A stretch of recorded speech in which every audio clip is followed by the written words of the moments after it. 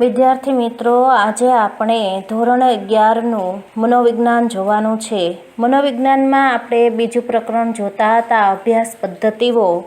એમાં હવે ત્રીજી મુખ્ય અભ્યાસ પદ્ધતિ છે એ છે પ્રયોગ પદ્ધતિ. સૌથી અગત્યની પદ્ધતિ હોય તો એ પ્રયોગ પદ્ધતિ છે. એને મનોવિજ્ઞાનનું હાર્દ પણ કહેવામાં આવે છે. એવી મહત્ત્વની આ મનોવિજ્ઞાનની પ્રયોગ પદ્ધતિ છે, એના વિશે આજે આપણે વાત કરીએ. એને ઇંગ્લિશમાં એક્સપેરિમેન્ટલ મેથડ પણ કહેવાય છે અને એ મનોવિજ્ઞાનનું હાર્દ છે. પ્રયોગ પદ્ધતિ એ મનોવિજ્ઞાનને વિજ્ઞાનનો દરજ્જો અપાવી અન્ય વિજ્ઞાનોની હરોળમાં સ્થાન અપાવ્યું છે. આપણે અગાઉ જોયું તેમ મનોવિજ્ઞાનમાં નિરીક્ષણ પદ્ધતિનો તો શરૂઆતથી જ એ વપરાતી હતી, પરંતુ તેમાં વિલિયમ વુન્ટે પ્રાયોગિક અભિગમ અપનાવી અને 1879માં તેને આધુનિક દૃષ્ટિબિંદુ સાથે વિજ્ઞાનમાં સ્થાન પ્રાપ્ત કરવા સક્ષમ બનાવ્યું છે. હવે આપણે જોઈએ કે પ્રયોગ એટલે શું. તમને એવો ટૂંકો પ્રશ્ન પણ પૂછાય છે કે પ્રયોગ એટલે શું. તો પ્રયોગની કોઈ પણ એક વ્યાખ્યા છે એ તમારે આપી દેવાની.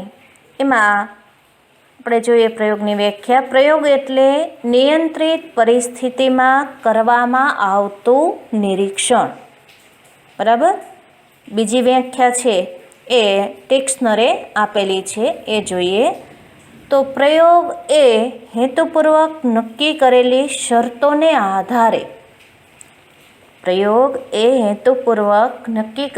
શરતોને આધારે ચોક્કસ પરિસ્થિતિ ઉત્પન્ન કરી તેમાં જરૂરી નિયંત્રણો મૂકી કરવામાં આવેલું નિરીક્ષણ. એટલે કે પ્રયોગ છે એ હેતુપૂર્વક નક્કી કરવામાં આવે છે અમુક શરતોને આધારે અને પરિસ્થિતિ ઉત્પન્ન કરવામાં આવે છે. એમાં કોઈ કુદરતી પરિસ્થિતિ હોતી નથી, પણ કૃત્રિમ રીતે પરિસ્થિતિ ઉત્પન્ન કરી અને એમાં જરૂરી એવા નિયંત્રણો મૂકી અને પછી એને નિરીક્ષણ એમાં કરવામાં આવતું હોય છે. હવે ત્રીજી વ્યાખ્યા છે એ B.F.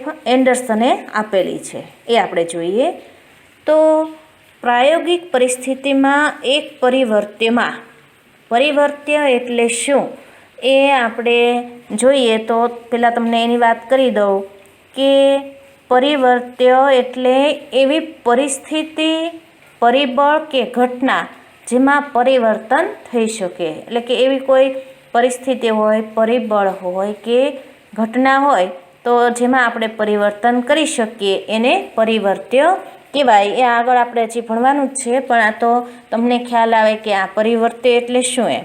એટલે B.F. એન્ડરસન એમ કહે છે કે પ્રાયોગિક પરિસ્થિતિમાં એક પરિવર્ત્યમાં હેતુપૂર્વક ફેરફાર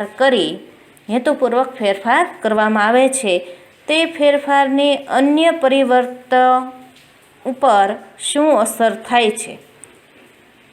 એટલે કે પ્રાયોગિક પરિસ્થિતિમાં એક પરિવર્ત્યમાં ફેરફાર અમુક કરવામાં આવે અને પછી એ ફેરફારની અન્ય પરિવર્ત્ય ઉપર શું અસર થાય છે તે જાણવા માટે બે પરિવર્ત્યના પરસ્પરના સંબંધનું કરવામાં આવતું નિરીક્ષણ છે. B.F. એન્ડરસન એવું કહે છે. હવે આપણે જોઈએ તો પ્રયોગના લક્ષણો. વિદ્યાર્થી મિત્રો, તમને આ સળંગ આખી 4 માર્ક્સમાં પ્રયોગ પદ્ધતિ છે એ પૂછાઈ શકે, એટલે ખાસ યાદ રાખજો. તમારે પહેલાં તો એની વ્યાખ્યા આપવાની, પછી એના લક્ષણો જણાવવાના, પછી આગળ નિયંત્રિત પરિવર્ત્ય છે, આધારિત પરિવર્ત્ય છે, એના વિશે થોડીક માહિતી આપવાની અને એના લાભ શું છે અને એના ગેરલાભ શું છે પ્રયોગ પદ્ધતિના. તો આ પદ્ધતિ તમારા માટે ખૂબ અગત્યની છે. તો હવે આપણે જોઈએ પ્રયોગના લક્ષણો. પ્રયોગના કુલ 4 લક્ષણ છે. એમાં પહેલું છે નિયંત્રણ, બીજું છે પરિવર્તન, ત્રીજું છે પુનરાવર્તન અને ચોથું છે વસ્તુલક્ષિતા. હવે આને આપણે વિસ્તારથી જોઈએ તો પહેલું એનું લક્ષણ છે નિયંત્રણ. તો પ્રયોગશાળામાં કરવામાં આવતા કોઈ પણ પ્રયોગમાં જો નિયંત્રણ ન હોય તો એક પરિવર્ત્યની બીજા પરિવર્ત્ય ઉપર શું અસર થાય છે તે ચોક્કસપણે જાણી શકાતું નથી. એટલે કે નિયંત્રણ છે એ ખૂબ જરૂરી છે. આથી પ્રયોગ કરતા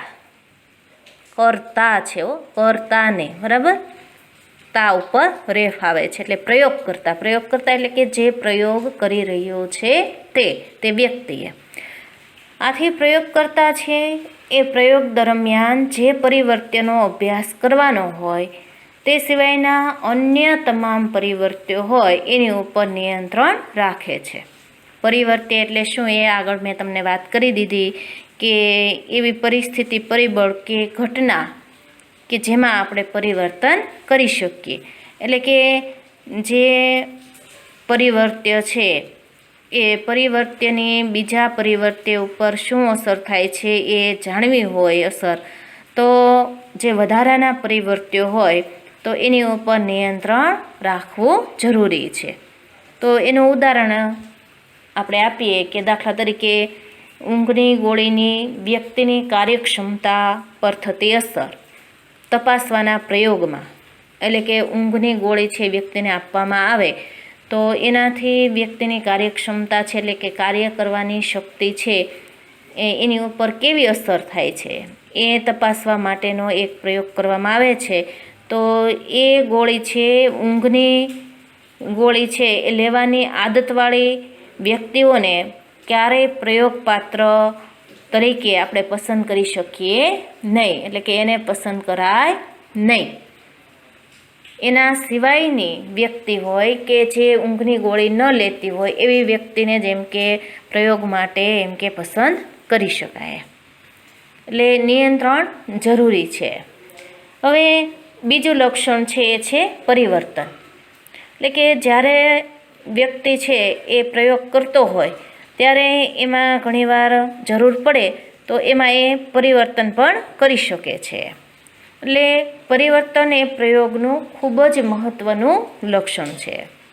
જો પ્રયોગમાં પરિવર્તન કરવામાં ન આવે તો પરિસ્થિતિ તેની તે જ રહે છે, તેથી અભ્યાસ શક્ય જ ન બને. એટલે કે જો એમાં પરિવર્તન કરવામાં ન આવે તો પરિસ્થિતિ એની એ જ રહે અને એમાં અભ્યાસ કરી શકાતો નથી. આથી જ પરિવર્તન એ કુદરતી નિરીક્ષણની સરખામણીમાં એમ કે પ્રયોગ પદ્ધતિને વધારે વૈજ્ઞાનિકતા બક્ષતું લક્ષણ ગણાવી શકાય. એટલે કે કુદરતી નિરીક્ષણમાં આપણે જાણીએ છીએ કે એમાં કાંઈ તમે પરિવર્તન કરી શકો નહીં એ પદ્ધતિમાં, પણ આમાં તમે પરિવર્તન કરી શકો. એટલે આ લક્ષણ છે એ પ્રયોગ પદ્ધતિને વધારે વૈજ્ઞાનિકતા અપાવે છે. ઉપરાંત પ્રયોગ કરતા છે સ્વતંત્ર પરિવર્ત્યમાં એકથી વધારે વખત પરિવર્તન પણ લાવી શકે છે. એટલે કે સ્વતંત્ર પરિવર્ત્ય છે એમાં જો પ્રયોગ કરતા એ એકથી વધારે વાર પરિવર્તન લાવવું પડે તો પણ એ લાવી શકે છે. એનું ઉદાહરણ આપણે જોઈએ તો ઘોંઘાટ કે ઉષ્ણતામાનની શિક્ષણ ઉપર થતી અસર તપાસવાનો એક પ્રયોગ કરવામાં આવે તો એમાં ઘોંઘાટ વગરની, થોડા ઘોંઘાટવાળી અને અતિ ઘોંઘાટવાળી પરિસ્થિતિ એમ વિવિધ પરિવર્તનો લાવી વિવિધ પરિસ્થિતિઓમાં વ્યક્તિની શિક્ષણની કાર્યક્ષમતામાં થતા ફેરફારોનો અભ્યાસ થઈ શકે છે. એટલે કે ઘોંઘાટ અથવા તો વધારે ઉષ્ણતામાનની શિક્ષણ ઉપર કેવી અસર થાય છે એ આપણે તપાસવું હોય તો એમાં એમ કે પરિવર્તન કરી શકાય કે ઘોંઘાટ વગરની બિલકુલ પરિસ્થિતિ ઊભી કરાય, પછી થોડા ઘોંઘાટવાળી પરિસ્થિતિમાં કેવી અસર થાય છે શિક્ષણ ઉપર, અથવા તો વધારે ઘોંઘાટવાળી પરિસ્થિતિ ઉત્પન્ન કરી તો એમાં આ ત્રણેય પ્રકારની પરિસ્થિતિ ઉત્પન્ન કરી અને તપાસી શકાય કે ત્રણેય પરિસ્થિતિમાં શિક્ષણ ઉપર કેવી અસર થાય છે. એટલે કે વ્યક્તિને શિક્ષણ મેળવવામાં કેવી મુશ્કેલી પડે છે, ખૂબ ઘોંઘાટ હોય, ઓછો ઘોંઘાટ હોય કે સાવ ઘોંઘાટ ન હોય તો એ શિક્ષણ કઈ રીતે સારી રીતે લઈ શકે છે એવો આપણે એમ કે અભ્યાસ કરવો હોય તો આ રીતે ત્રણેય પરિસ્થિતિમાં આપણે પરિવર્તન કરી શકીએ છીએ. હવે ત્રીજું લક્ષણ છે પ્રયોગનું, એ છે પુનરાવર્તન. એટલે કે પુનરાવર્તન એટલે શું? તો કે કોઈ પરિસ્થિતિ છે એકવાર આપણે ઊભી કરી પછી એને આપણે રિપીટ કરવી હોય તો આપણે કરી શકીએ છીએ. એટલે પ્રયોગને કુદરતી નિરીક્ષણ કરતાં વધુ વિશ્વસનીય દરજ્જો જો પ્રાપ્ત થયો હોય તો તેના પુનરાવર્તનના લક્ષણને કારણે જ પ્રાપ્ત થયો છે. એટલે કે એકવાર આપણે પ્રયોગ કરી લીધો, હવે આપણને એમ થાય કે આમાં આપણને એમ કે જોઈ એવા પરિણામ ન મળ્યા, તો એમાં આપણે પુનરાવર્તન કરવું હોય એટલે કે ફરીથી એની પરિસ્થિતિ આપણે ઉત્પન્ન કરી શકીએ છીએ.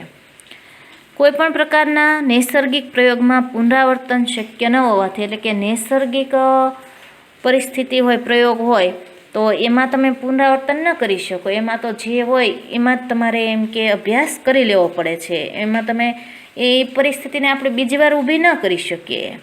એટલે પુનરાવર્તન એમાં શક્ય ન હોવાથી તેના પરિણામોની ચકાસણીનો અવકાશ હોતો નથી. એટલે જ એમ કે કુદરતી નિરીક્ષણ કરતાં પ્રયોગશાળાનો પ્રયોગ વધુ વિશ્વસનીય ગણાય છે. એટલે કે પ્રયોગશાળામાં આપણે બીજી વાર એમ કે પ્રયોગ કરી શકીએ છીએ અને એટલા માટે આપણે જોઈએ એવું પરિણામ આપણને મળે અને એ વિશ્વસનીય વધારે બને છે.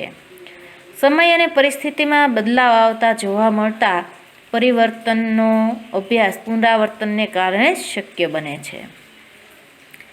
એનું ઉદાહરણ આપણે જોઈએ તો અગાઉના પ્રયોગના પરિણામો પુરુષ કરતાં એમ કે સ્ત્રીઓમાં સૂચનવશતા વધુ હોય છે તેમ દર્શાવતા હતા.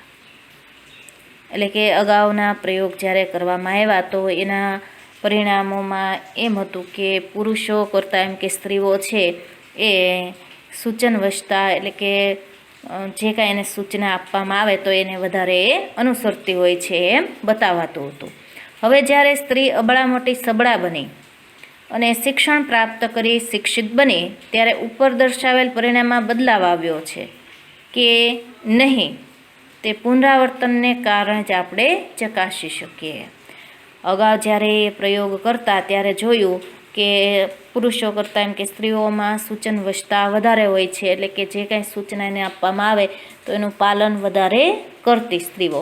પણ હવે એ અબળા મોટી સબળા બની ગઈ છે અને શિક્ષિત બની છે. એટલે આ પરિણામમાં કોઈ બદલાવ આવ્યો છે કે નહીં તે આપણે તપાસવું હોય તો ફરીથી આપણે એનું પુનરાવર્તન કરી શકીએ છીએ અને એ ચકાસી શકાય છે. હવે ચોથું લક્ષણ આપણે જોઈએ એ છે વસ્તુલક્ષિતા. વસ્તુલક્ષિતા એટલે શું? તો કે પ્રયોગ દરમિયાન, યાદ રાખજો મિત્રો, તમને એવો ટૂંકો પ્રશ્ન પણ પૂછાય કે વસ્તુલક્ષિતા એટલે શું? 1 માર્ક્સનો પ્રશ્ન હોય અને જે હોય એ જ જવાબ તમારે એમાં લખવાનો થાય તો આ ગણિત જેવું છે તો તમને સીધો રોકડો માર્ક્સ મળી જાય. વિજ્ઞાન જ છે, મનોવિજ્ઞાન એક વિજ્ઞાન જ છે. એટલે વિજ્ઞાનમાં તમે જાણો છો કે તમે 10મા ધોરણમાં ભણીને આવ્યા છો એટલે એમાં તમે જે શબ્દો આવતા હોય વ્યાખ્યામાં એ જ શબ્દો અને જ્યાં આવતા હોય ત્યાં જ તમારે મૂકવા પડે છે. એમાં કોઈ ફેરફારને અવકાશ રહેતો નથી. તમને તો સીધા એના રોકડા માર્ક્સ મળે છે. એટલે મનોવિજ્ઞાનમાં પણ તમને એ રીતે જ રોકડા માર્ક્સ મળશે અને આવા ટૂંકા પ્રશ્ન પૂછાય એ ખાસ યાદ રાખવાના. તો વસ્તુલક્ષિતા એટલે પ્રયોગ દરમિયાન પ્રયોગ કરતા અથવા તો નિરીક્ષકની કોઈ પણ અંગત માન્યતા, મનોવલણ અને પૂર્વગ્રહ વગરનું નિરીક્ષણ એટલે વસ્તુલક્ષિતા. એટલે કે જ્યારે પ્રયોગ કરવામાં આવે ત્યારે જે પ્રયોગ કરનાર વ્યક્તિ છે એની કોઈ અંગત માન્યતા એમાં ન આવવી જોઈએ, કોઈ મનોવલણ ન આવવું જોઈએ એની અંદર અને કોઈ પૂર્વગ્રહ એમાં પોતાનો આવવો જોઈએ નહીં. અને એ વગર જે નિરીક્ષણ કરવામાં આવ્યું હોય જેવું હોય તેવું જ ટૂંકમાં એને વસ્તુલક્ષિતા કહેવાય. કોઈપણ પ્રયોગના પરિણામોને વિશ્વસનીય બનાવવા માટે પ્રયોગ કરતા અથવા તો નિરીક્ષકમાં વસ્તુલક્ષિતા હોવી અનિવાર્ય છે, જરૂરી છે. વસ્તુલક્ષિતા હોવી જ જોઈએ. એમ જેવું છે એવું જ એને બતાવવાનું છે. હવે હું કોઈ પ્રયોગ કરતી હોઉં અને પછી એ પ્રયોગમાં ખરેખર જે પરિણામ આવતું હોય એ હું ન કહું અને એના બદલે મને એ વ્યક્તિ પ્રત્યે કાંઈ પૂર્વગ્રહ હોય તો હું એમાં મારા પૂર્વગ્રહને ભેળવી અને રિઝલ્ટ આપું તો જે હોય તે રિઝલ્ટ આવે નહીં, પણ એના બદલે એમાં એમ કે અવિશ્વસનીયતા આવી ગઈ છે એમ આપણે કહી શકીએ. એટલે વસ્તુલક્ષીતા હોવી ખૂબ જરૂરી છે. જ્યારે પ્રયોગમાં પ્રયોગકર્તાની અંગત માન્યતા, મનોવલણ અને પૂર્વગ્રહવાળું નિરીક્ષણ કરવું એને શું કહેવાય તો કે વ્યક્તિલક્ષીતા કહેવાય. એટલે કે એ વ્યક્તિના અંદર મનોવલણો ભળેલા છે, એના પૂર્વગ્રહ ભળેલા છે, એની માન્યતા અંગત ભળેલી છે. તો એવું ન હોવું જોઈએ. જે હોય તેવું જ બતાવવાનું છે. મને કોઈના પ્રત્યે કાંઈ નફરત હોય તો એ વ્યક્તિ છે એ સારી હોવા છતાં હું એમ કહું કે એ ખરાબ છે, તો એ વસ્તુલક્ષીતા નથી. પણ એ જેવી છે એવા જ મારે એના ગુણ લક્ષણો બતાવવા જોઈએ. ભલે એ મારી દુશ્મન હોય કે ગમે તે હોય, તો ત્યારે એ બધું મારે ભૂલી જવાનું છે અને જેવું છે એવું જ એ વ્યક્તિનું મારે નિરીક્ષણ કરવાનું છે. અને જેવું છે એવું જ્યારે હું બતાવું તો એને વસ્તુલક્ષીતા કહેવાય. પણ જેવું છે એવું ન આપણે બતાવીએ અને આપણી અંગત માન્યતાઓ એની અંદર આવી જાય તો એ નિરીક્ષણ છે એ વ્યક્તિલક્ષી છે એમ આપણે કહી શકીએ. એટલે આ વ્યક્તિલક્ષીતાવાળા પરિણામમાં કોઈને કોઈ રીતે નિરીક્ષકની અંગત બાબતો એ પરિણામોને દૂષિત કરે છે, એટલે કે ખરાબ કરે છે. પરિણામ જેવું હોય એવું આવતું નથી. હવે આપણે એનું ઉદાહરણ જોઈએ કે ઊંઘની ગોળીની પ્રયોગપાત્ર ઉપર થતી અસર તપાસવાના પ્રયોગમાં પ્રયોગપાત્ર જો સંજોગવશાત, એટલે કે ખરેખર એને ઊંઘ ન જ આવતી હોય અને અમસ્તું જ એણે બગાસું ખાધું હોય, ત્યારે નિરીક્ષક છે એને ઊંઘની જ અસર માની લે. ખરેખર એને ઊંઘ ન જ આવતી હોય પણ અમસ્તા એણે બગાસું ખાધું હોય તો નિરીક્ષક છે એ એમ માની લે કે ના આ ખરેખર ઊંઘની જ અસર છે, તો ત્યાં વસ્તુલક્ષીતા રહેતી નથી અને ત્યાં વ્યક્તિલક્ષીતા આવી જાય છે. એટલે જે છે તેવું જ આપણે બતાવવું જોઈએ, એને વસ્તુલક્ષીતા કહેવાય. આ 4 પ્રયોગના લક્ષણો છે. તમને એવો ટૂંકો પ્રશ્ન પણ પૂછાય કે પ્રયોગના લક્ષણો જણાવો, તો માત્ર ત્યારે તમારે એના આ 4 નામ જ લખવાના છે. અને જો તમને ટૂંકનોંધ તરીકે પૂછાય કે પ્રયોગના લક્ષણો જણાવો, તો આ 4 તમારે બતાવી અને એની અંદર વિસ્તારથી તમારે થોડું લખવાનું રહેશે. હવે આપણે જોઈએ પ્રયોગનું મહત્ત્વનું એક પાસું, તો એ છે પરિવર્ત્ય. પરિવર્ત્ય એટલે શું? તો કે પરિવર્ત્ય એટલે એવી પરિસ્થિતિ, પરિબળ કે ઘટના જેમાં પરિવર્તન થઈ શકે. યાદ રાખજો વિદ્યાર્થી મિત્રો, આ તમને ટૂંકા પ્રશ્નમાં પૂછાઈ શકે. પરિવર્ત્ય એટલે શું? તો કે એટલે એવી પરિસ્થિતિ, પરિબળ કે ઘટના જેમાં તમે પરિવર્તન કરી શકો છો. પ્રત્યેક પ્રયોગ શરૂ કરતાં પહેલાં પ્રયોગકર્તા છે એ જે તે પ્રયોગનું સમગ્ર પ્રયોગ કાર્ય કેવી રીતે કરવાનું છે, બરાબર, જે તે એમ કે પ્રયોગ કરવામાં આવે એ પહેલાં પ્રયોગકર્તા છે એ જે તે પ્રયોગનું એમ કે કઈ રીતે એમ કે પ્રયોગ કાર્ય આપણે કરવાનું છે, તો એ પહેલાં એનું સમગ્ર આયોજન તૈયાર કરે છે. અને જેમાં પરિવર્ત્યો છે એ ખૂબ મહત્ત્વના હોય છે. એટલે કે એને પ્રયોગ કરવો છે તો આખું એનું આયોજન પહેલાં તૈયાર કરી નાખે અને એ બધામાં પરિવર્ત્યો છે ખૂબ મહત્ત્વના હોય છે. પરિવર્ત્યનું પ્રયોગમાં ખૂબ જ મહત્ત્વ છે, કારણ કે સમગ્ર પ્રયોગમાં જો પરિવર્ત્યનું યોગ્ય રીતે સંચાલન આપણે ન કરીએ તો એ પ્રયોગના પરિણામો દૂષિત બને છે. હવે આપણે જોઈએ કે પરિવર્ત્યમાં પણ સ્વતંત્ર પરિવર્ત્ય કોને કહેવાય, આધારિત પરિવર્ત્ય કોને કહેવાય અને નિયંત્રિત પરિવર્ત્ય કોને કહેવાય. તો એ આપણે જોઈએ કે સ્વતંત્ર પરિવર્ત્ય તો પ્રયોગમાં જેની અસર તપાસવાની છે અને પ્રયોગ કરતાં જરૂર મુજબ જેમાં ફેરફાર કરી શકે, બરાબર. એટલે કે જેની અસર તપાસવાની છે અને પ્રયોગ કરતા છે એમાં જરૂર મુજબ એમ કે ફેરફાર કરી શકે તેને સ્વતંત્ર પરિવર્ત્ય કહેવાય. આ પણ ટૂંકો પ્રશ્ન તમને પૂછાઈ શકે કે સ્વતંત્ર પરિવર્ત્ય એટલે શું? તો આટલું તમારે લખવાનું રહે. પ્રયોગ દરમિયાન સ્વતંત્ર પરિવર્ત્યમાં ફેરફાર કરવાથી પરિસ્થિતિમાં પણ પરિવર્તન આવશે. બરાબર? કે સ્વતંત્ર પરિવર્ત્યમાં ફેરફાર આપણે કરીએ તો પરિસ્થિતિમાં પણ પરિવર્તન આવે છે. આ પરિવર્તન માટે જવાબદાર એવા સ્વતંત્ર પરિવર્ત્યની અસર પ્રયોગ દરમિયાન બે રીતે આપણે ચકાસી શકીએ.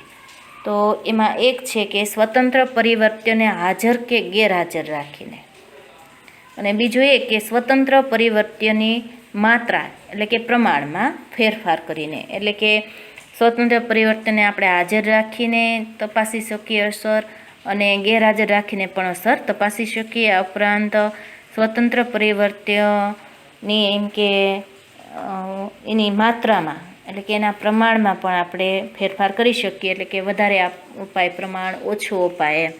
તો એનું ઉદાહરણ આપણે જોઈએ તો આલ્કોહોલની પ્રયોગપાત્રની સ્મૃતિ ઉપર થતી અસર ચકાસવાના પ્રયોગમાં, એટલે કે આલ્કોહોલ એટલે કે દારૂમાં આલ્કોહોલ હોય તો એનાથી પ્રયોગપાત્ર છે એની યાદશક્તિ ઉપર એટલે કે એની સ્મૃતિ ઉપર કેવી અસર થાય છે એ આપણે પ્રયોગ કરવો હોય તો એ ચકાસવાના પ્રયોગમાં એમ કે આલ્કોહોલ છે એ શું છે? તો કે સ્વતંત્ર પરિવર્ત્ય છે.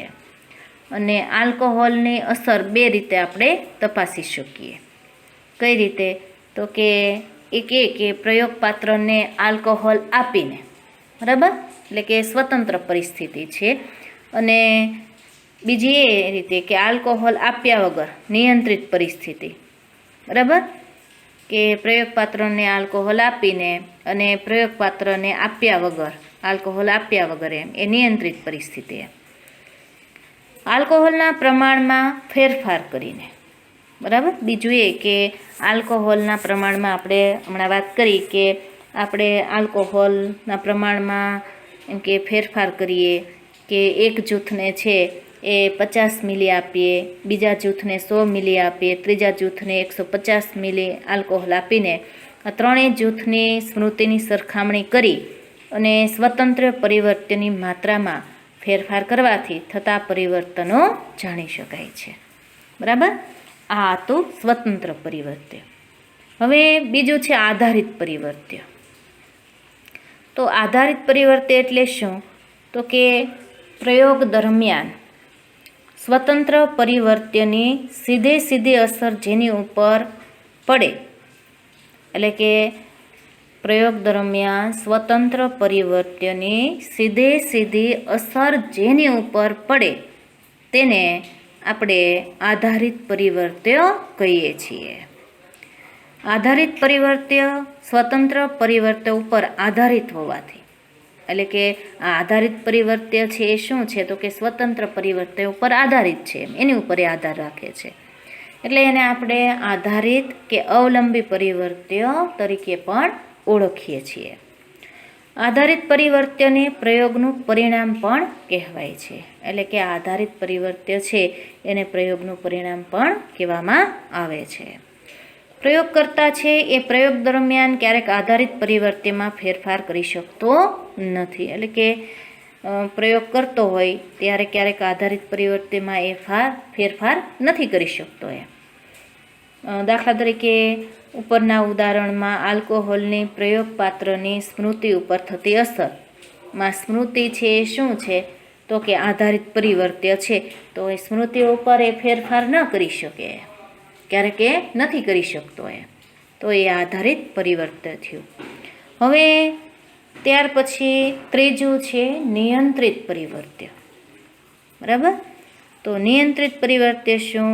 તો એ જોઈએ આપણે. તો પ્રયોગ દરમિયાન સ્વતંત્ર પરિવર્ત્યની સીધી અસર ચકાસવા માટે, એટલે કે પ્રયોગ જ્યારે થતો હોય ત્યારે સ્વતંત્ર પરિવર્ત્યની સીધી અસર આપણે ચકાસવી હોય તો એ માટે સ્વતંત્ર પરિવર્ત્ય સિવાયના જે પરિવર્ત્યો આધારિત પરિવર્ત્યો ઉપર જાણે કે અજાણે અસર કરી શકે તેમ હોય તેવા પરિવર્ત્યોનું પ્રયોગ દરમિયાન પ્રયોગકર્તા દ્વારા નિયંત્રણ કરવામાં આવે છે.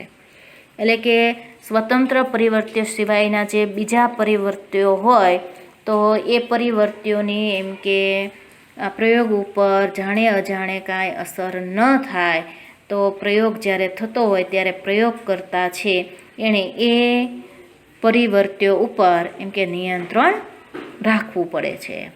તેને આપણે નિયંત્રિત પરિવર્ત્ય કહીએ છીએ. આ પણ ટૂંકો પ્રશ્ન તમને પૂછાય કે નિયંત્રિત પરિવર્ત્ય એટલે શું એમ. પ્રયોગ દરમિયાન નિયંત્રિત પરિવર્ત્યનું યોગ્ય રીતે નિયંત્રણ જો થયું હોય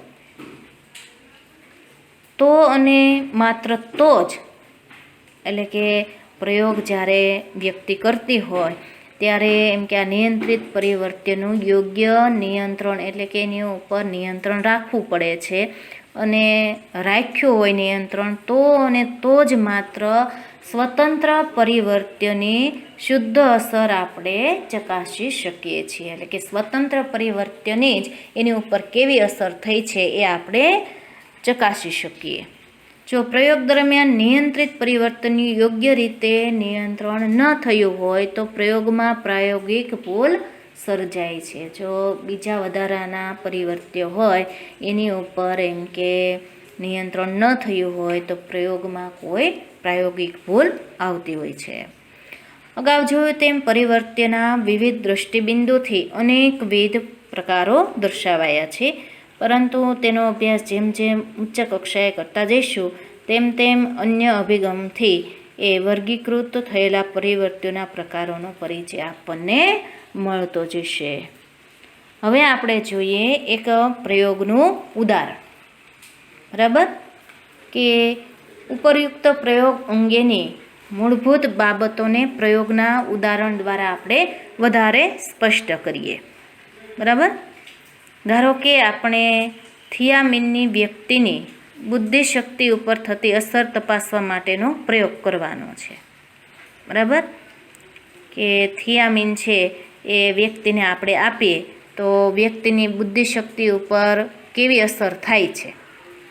બરાબર, તો એની અસર આપણે તપાસવી છે. તો એ માટેનો એક પ્રયોગ આપણે કરીએ. તો આ માટે એક બાળકની બુદ્ધિશક્તિ ઉપર થિયામીનની અસર થાય છે કે નહીં તે તપાસવું છે. એટલે કે આપણે બાળકને થિયામીન આપીએ એટલે બાળક છે એની બુદ્ધિશક્તિ ઉપર અસર થાય છે કે નહીં એ આપણે તપાસવું છે. તો આ પ્રયોગમાં આપણે જાણીએ છીએ કે થિયામીન એ શું છે તો કે સ્વતંત્ર પરિવર્ત્ય છે, જ્યારે બાળકની બુદ્ધિશક્તિ છે એ શું છે તો કે આધારિત પરિવર્ત્ય છે. પહેલાં આપણે આલ્કોહોલમાં જોયું ને કે આલ્કોહોલ વ્યક્તિને આપણે આપીએ તો એની સ્મૃતિ ઉપર કેવી અસર થાય છે.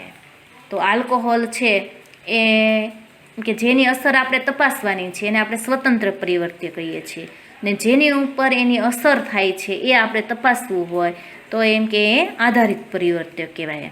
તો અહીંયા થિયામીન છે એ શું છે તો કે સ્વતંત્ર પરિવર્ત્ય છે, અને બાળકની બુદ્ધિશક્તિ છે એટલે કે બુદ્ધિશક્તિ છે એ આધારિત પરિવર્ત્ય છે. આથી થિયામીન સિવાયના જે પરિવર્ત્ય બુદ્ધિશક્તિ ઉપર અસર કરી શકે તેમ હોય તેવા અન્ય તમામ પરિવર્ત્યને આપણે સંપૂર્ણપણે નિયંત્રણ કરવા જરૂરી છે. એ આગળ આપણે જોઈ જ લીધું કે બીજા એમ કે સ્વતંત્ર પરિવર્ત્ય સિવાયના બીજા એમ કે પરિવર્ત્ય હોય તો એને આપણે નિયંત્રણમાં રાખવા જરૂરી બને છે. હવે બાળકને થિયામીન આપ્યા પહેલાં તેની બુદ્ધિશક્તિનું માપન કરવામાં આવે. એટલે કે થિયામીન આપવાથી એની બુદ્ધિશક્તિ ઉપર અસર થાય છે કે નહીં એ આપણે તપાસવાનો એક પ્રયોગ કરવો છે. એટલે પહેલાં શું કરવાનું તો કે થિયામીન હજી આપણે બાળકને આપ્યું નથી તો એ પહેલાં એની બુદ્ધિશક્તિનું માપન કરી લેવાનું, અને પછી બાળકને લગભગ 6 માસ માટે સતત થિયામીન આપવામાં આવે છે, અને પછી 6 મહિના સુધી થિયામીન આપવામાં આવે છે. એ પછી બાળકની બુદ્ધિશક્તિનું માપન કરવામાં આવે છે, અને બાળકની બુદ્ધિશક્તિ પહેલાં કરતાં વધુ આવે એટલે કે થિયામીનથી એમ કે એ બાળકની બુદ્ધિશક્તિ છે એ વધી છે તો એ બાળક છે એ બાળકની બુદ્ધિશક્તિ ઉપર એમ કે થિયામીને અસર કરી છે એમ આપણે કહી શકીએ. આ અભ્યાસ દીર્ઘકાલીન હોવાથી તે બાળકની બુદ્ધિશક્તિ ઉપર થિયામીનની અસર થઈ શકે છે કે બાળકની ઉંમર વધવાથી બાળકની બુદ્ધિશક્તિ વધી છે તે નક્કી કરી શકાતું નથી. પણ આ અભ્યાસમાં મુશ્કેલી એ છે કે દીર્ઘકાલીન સુધી એમ કે આપણે આ અભ્યાસ કરીએ છીએ 6 મહિના સુધી, એટલે કે 6 મહિનામાં તો બાળકનો બુદ્ધિ વિકાસ થોડોક વધ્યો જ હોય ઉંમર વધે એટલે એ થિયામીનની અસરને કારણે એની બુદ્ધિશક્તિ વધી છે કે એની ઉંમર વધી છે એના કારણે આ બુદ્ધિશક્તિ વધી છે એ આપણે નક્કી કરી શકતા નથી. હવે એના માટે આપણે શું કરવું જોઈએ? તો કે આ પ્રયોગની મર્યાદા છે એને આપણે દૂર કરવા માટે પ્રયોગના 2 જૂથ પાડી દેવામાં આવે, જેમાં બંને જૂથના આંતર વિધેયગત પરિવર્ત્યો એટલે કે ઉંમર, જાતિ, શૈક્ષણિક લાયકાત અને સામાજિક આર્થિક સ્તરની દ્રષ્ટિએ સમતુલિત કરી અને એક જૂથ છે નિયંત્રિત જૂથને થિયામીન આપ્યા વગર તે જૂથની બુદ્ધિશક્તિનું માપન કરવામાં આવે છે અને બીજા જૂથને એમ કે પ્રાયોગિક જૂથને સતત નક્કી કરેલા સમયગાળા દરમિયાન એને થિયામીન આપ્યા પછી કે થિયામીન આપીને બુદ્ધિશક્તિનું માપન કરવામાં આવે છે. એટલે કે એમાં 2 જૂથ સરખી ઉંમરના, જ્ઞાતિના, બધી રીતે 2 જૂથ આપણે નક્કી કરીએ અને એક જૂથને એમ કે થિયામીન આપવામાં આવે અને એક જૂથને થિયામીન આપવામાં ન આવે. પછી બેયનું એમ કે બુદ્ધિશક્તિનું માપન કરવામાં આવે. પછી આપણને ખ્યાલ આવશે કે થિયામીન આપવાથી બાળકની બુદ્ધિશક્તિ વધી છે કે કેમ. ત્યાર પછી બંને જૂથની બુદ્ધિશક્તિની તુલના કરતાં જો પ્રાયોગિક જૂથનો બુદ્ધિઆંક નિયંત્રિત જૂથ કરતાં વધુ આવે તો આપણે સ્પષ્ટપણે કહી શકીએ કે થિયામીનની બુદ્ધિશક્તિ ઉપર અસર છે તેમ ચોક્કસ કહી શકાય. એટલે કે એક જૂથને આપણે એમ કે થિયામીન આપ્યું નથી અને બીજા જૂથને એમ કે આપણે થિયામીન આપ્યું છે. હવે બેયની તુલના કરીએ અને એ તુલના કરતાં આપણને ખ્યાલ આવે કે જે જૂથને આપણે થિયામીન આપતા હતા તો એની બુદ્ધિશક્તિ વધી છે, તો એ આપણે કહી શકીએ એનાથી કે થિયામીનથી બાળકની બુદ્ધિશક્તિ વધે છે. એટલે આ રીતે આપણે નિષ્કર્ષ તારવીને થિયામીનની વ્યક્તિની બુદ્ધિશક્તિ ઉપર થતી અસર એ પ્રાયોગિક ધોરણે આપણે જાણી શકીએ છીએ. હવે આપણે જોઈએ પ્રયોગના લાભ અને મર્યાદા. એટલે કે પ્રયોગ પદ્ધતિ છે એના કેવા લાભ છે અને કેવા ગેરલાભ છે. તો એમાં પહેલું જોઈએ આપણે કે પ્રયોગમાં નિયંત્રણ શક્ય હોવાથી પ્રયોગનો આશય સિદ્ધ થાય છે. એટલે કે એમાં આપણે નિયંત્રણ મૂકી શકીએ છીએ, એટલે આપણે પ્રયોગ કરવાનો જે આશય હોય એ સિદ્ધ થાય છે અને સ્વતંત્ર પરિવર્ત્યની શુદ્ધ અસર ચકાસવી શક્ય બને છે. અને સ્વતંત્ર પરિવર્ત્ય છે એની શુદ્ધ અસર કેવી થાય છે તો એ શુદ્ધ અસર પણ આપણે ચકાસી શકીએ છીએ. હવે બીજો લાભ એ કે પ્રયોગમાં પુનરાવર્તન શક્ય હોવાથી, એટલે પુનરાવર્તન આપણે કરી શકીએ છીએ એના લક્ષણોમાં આપણે જોયું. તો એ પુનરાવર્તન શક્ય હોવાથી પરિણામોની વિશ્વસનીયતા સ્થાપિત કરી શકાય છે. એટલે કે પરિણામ છે એ વિશ્વાસપાત્ર જ આવ્યો છે એમ આપણે કહી શકીએ છીએ. તેમજ પ્રયોગ પુનરાવર્તિત કરી તેનો ઝીણવટભર્યો અભ્યાસ કરવો શક્ય બને છે. એટલે કે એનું પુનરાવર્તન થાય એટલે ફરીથી આપણે એ પ્રયોગ કરી અને ફરીથી આપણને કોઈ બાબત રહી ગઈ હોય તો ફરીથી આપણે એનો અભ્યાસ કરી શકીએ છીએ ઝીણવટભર્યો. ત્રીજો લાભ એ છે કે પ્રયોગ કરતાં પોતાની ઈચ્છા પ્રમાણે પ્રયોગમાં પરિવર્તન, હસ્તોપયોજન એટલે કે પરિવર્તન કરી શકે છે. ચોથો લાભ એ કે પ્રયોગના પરિણામો ચોક્કસ અને સંખ્યાત્મક સ્વરૂપે પ્રાપ્ત થતા હોવાથી તેનું વિશ્લેષણ અને અર્થઘટન સરળ બને છે. એટલે કે એના પરિણામો છે એ ચોક્કસ અને સંખ્યાત્મક સ્વરૂપે એમ કે પ્રાપ્ત થાય છે, એટલે વિશ્લેષણ અને અર્થઘટન છે એ પણ એમ કે સરળ બને છે. હવે જોઈએ કે પ્રયોગની કેટલીક મર્યાદાઓ પણ છે. તો મર્યાદાઓમાં આપણે જોઈએ તો પ્રયોગમાં પ્રયોગના હેતુની જાણ જો પ્રયોગ પાત્રને થઈ જાય તો તેની કાર્યમાં એટલે કે તેના કાર્યમાં કૃત્રિમતા આવી જવાની સંભાવના રહે છે.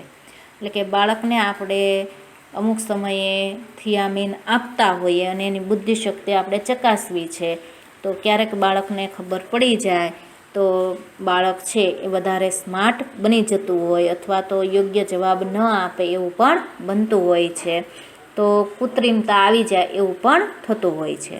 આ એની મર્યાદા છે.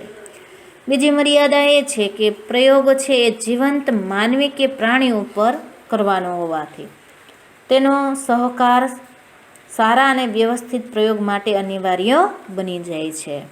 એટલે કે જીવંત માનવી અને પ્રાણી ઉપર કરવાનો હોય પ્રયોગ, એટલે એનો સહકાર પણ મળવો જરૂરી છે. એટલે એનો સહકાર ક્યારેક ન પણ મળે તો પ્રયોગ છે એ સારી રીતે આપણે કરી શકતા નથી, તો એ પણ એની એક મર્યાદા છે. ત્રીજી મર્યાદા એ છે કે પ્રયોગ કરવામાં ક્યારેક પ્રયોગકર્તા માટે નૈતિક, કાનૂની અને સામાજિક બાબતો બંધનકર્તા બની શકે છે. એટલે કે ક્યારેક પ્રયોગ કરતા હોય ત્યારે પ્રયોગકર્તા માટે નૈતિક, કાનૂની અને સામાજિક બાબતો છે એ બંધનકર્તા પણ થઈ જતી હોય. એટલે પ્રયોગપાત્રને તમે નૈતિક રીતે, કાનૂનની દૃષ્ટિએ અથવા તો સામાજિક રીતે અમુક પ્રશ્નો તમે એને ન પૂછી શકો એવું પણ બનતું હોય છે, તો એ પણ બંધનકર્તા થતું હોય છે.